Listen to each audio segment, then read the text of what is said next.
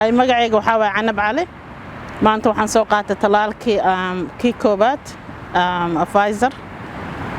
marka alxamdulillah wax ka hortaga muhiim waa loo qaaday waa loo baahan yahay marka society-gana ku dhaxnoolna covid-na meel ma u socoyo marka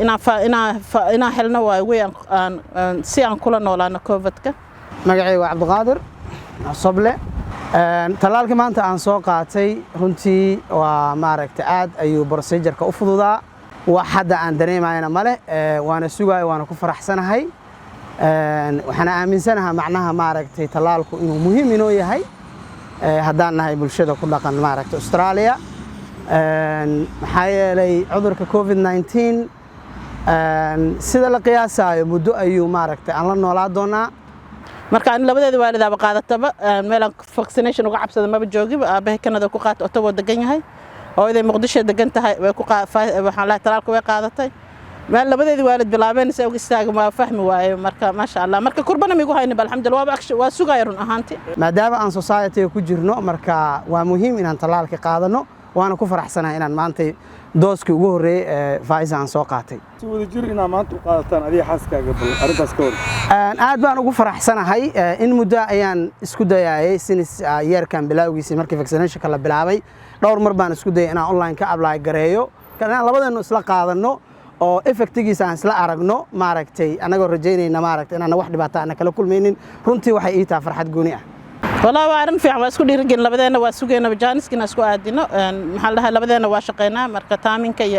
المجرن وانا جوجان مركا واسكوا عادينا تامين كمركا الحمد لله it worked out well wax cabsi iguma jirin mar walba waan sugaa inaan talaalka qaato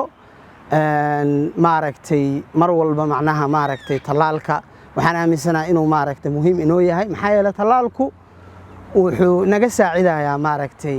difaaca jirka inuu adkeeyo talaalkina qaadana waa arrin aad muhiim ah runta hadii laga hadlo waxa waay covid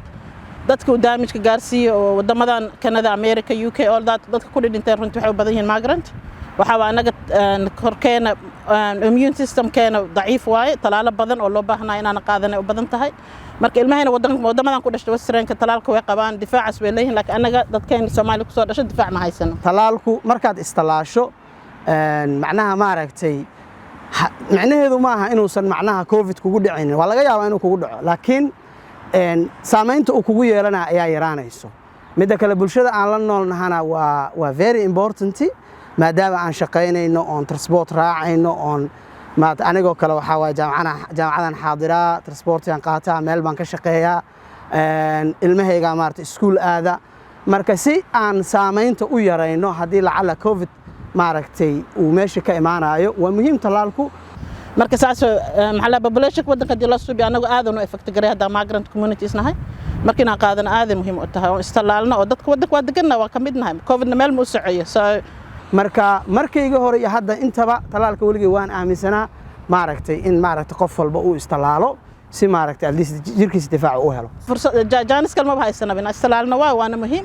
maxaa la dhahay rasuulkeena kaleey salaatu wasalaam meesha cudurka dhac wuxuu dhahay galina kan joogan iyo soo bixin hadii vaccination jiri lahayn markaas hal istalaal wana dhihi lahay marka hal istalaalo protection anaga noo tahay society-ga u tahay everyone u tahay runtii insha Allah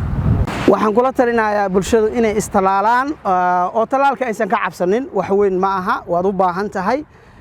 maxaa yeelay marka talaalka qaadato naftaadana